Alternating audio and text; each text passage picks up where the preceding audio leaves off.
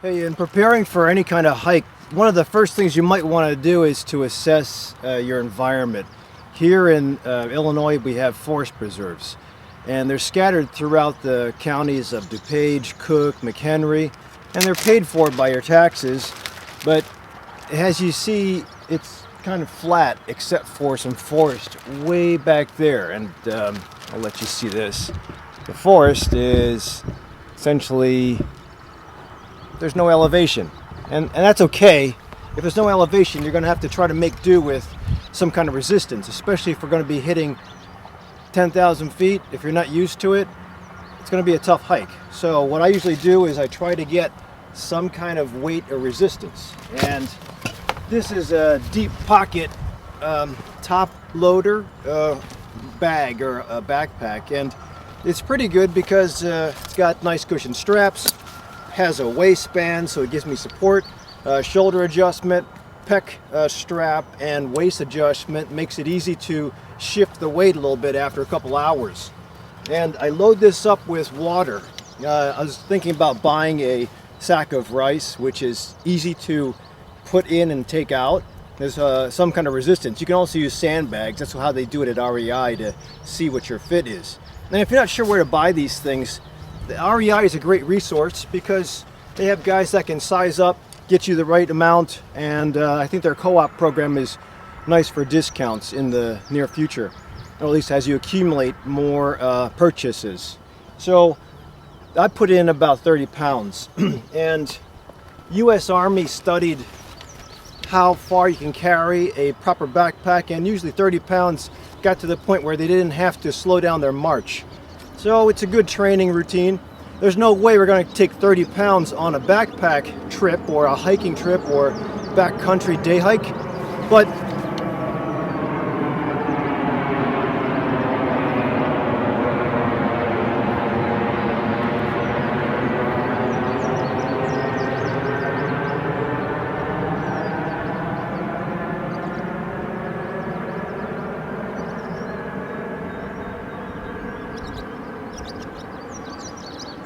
we won't be carrying 30 pounds when we go on our day hikes, but as I mentioned, because this area in Illinois is flat, I want everybody training with some form of resistance.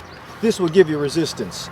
That way, when we do hit the high peaks or elevation changes, your legs will be somewhat attuned to it. Doing stairs or doing any kind of incline, if you have a ski bump or a hill around your area, might be nice because you can go up and down the incline and get your legs used to that kind of walking or transition. So it's important to do that. It's important to at least get out 2 to 3 times a week with some kind of walking routine. If you can do a walking routine in your neighborhood, that's cool. If you're used to training flat and you have no resistance, it'll be a real challenge when we get into an incline or have to scramble up unusual surfaces. So there are some exercises you can do with a backpack. Sometimes just putting the backpack on and doing the exercises will get you in shape, right? So I'm going to demonstrate a couple things. This is week 2. In week 2, we want to be able to start to train and be prepared for any kind of injuries. And again, the most important thing is to get comfortable with how you're carrying things. So some basic techniques, or at least basic concepts, are strengthen the legs and strengthen the trunk. So with legs, you can actually do lunges, and everybody kind of knows a lunge. All you have to do is start and go down into a lunge.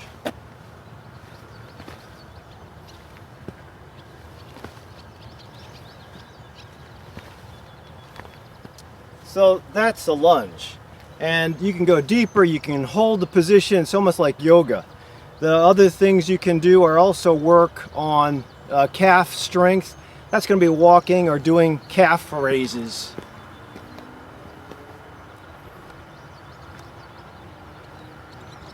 It sounds like and looks like it doesn't do anything, but you're actually going to get used to, number one, your shoes, especially if you have high tops or ankle highs. You also will get used to carrying the load. If you do one leg raises, or at least one leg calf raises, it'll also be a little different than what you're used to. Balance is important, so sometimes when you get into the proprioceptive work.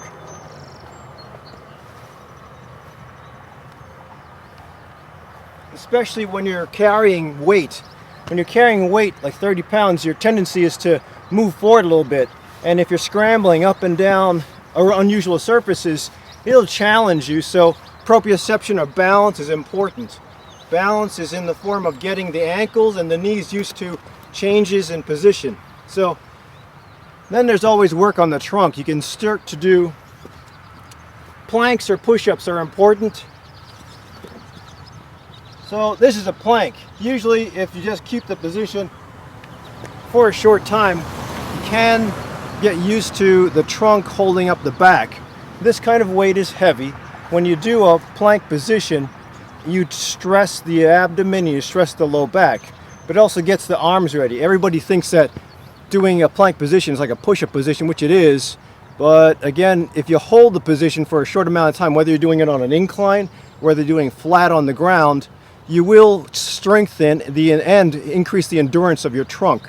This is so important because as you get through certain parts of the scrambling, whether it's ascending on an incline on a hike, or going up steps, or going up and down rock, it's important to have your trunk in shape with endurance, especially after the first couple hours.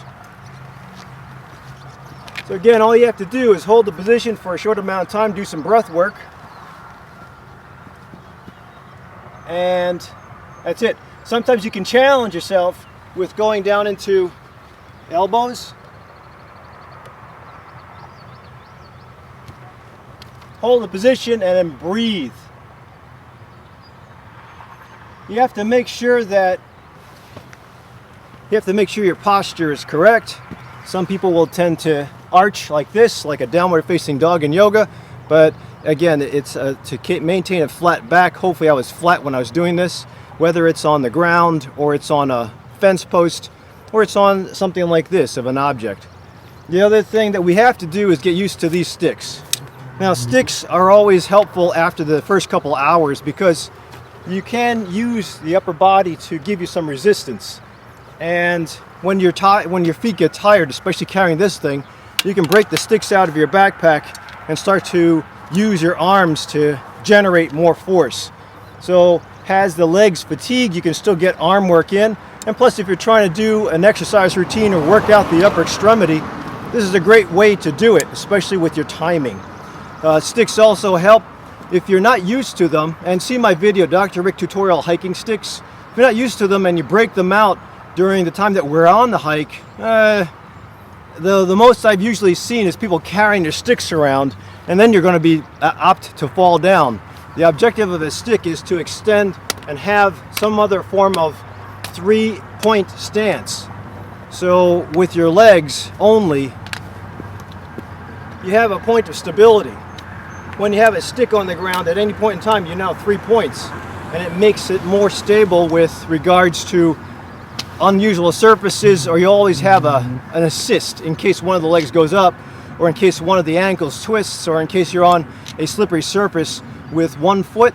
You've got always 3 points. So number one, it's good for exercise, whether you do the Nordic kind of straight arm exercise and routine and swinging, or you just want it to get used to working out the upper body and getting a tactile response with your upper body using the sticks. I think it's a great idea. These things are collapsible. You can always put them on your backpack. Just have to have the right holds on your backpack to secure. And the lucky thing is this will fit into checked-in cargo. Build up strength in your legs is essentially squats. Wide base stance, going down into a parallel position.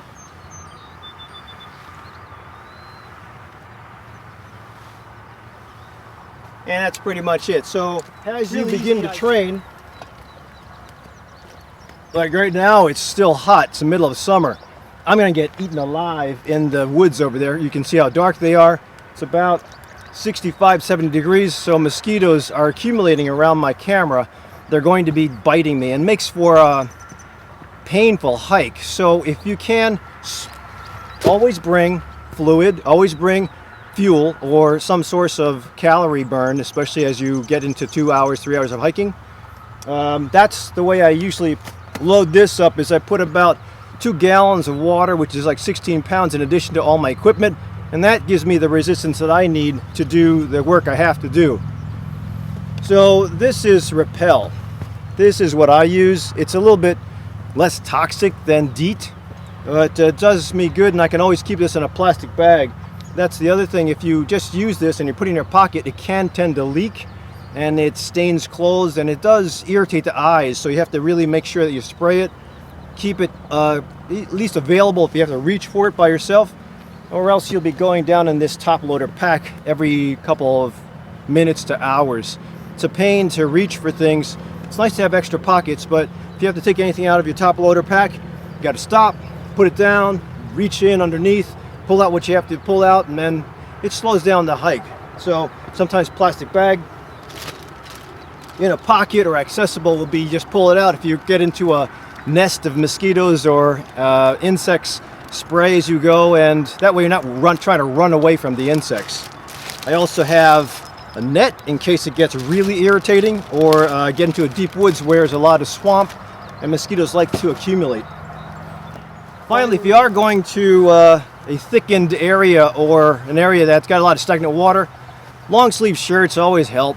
Sometimes the idea is with mosquitoes, if you're blood type O, if you have dark clothing, if you let off a lot of carbon dioxide, they'll trail you. They usually will find me around here. Hopefully this will help. We're going to hit the trail now.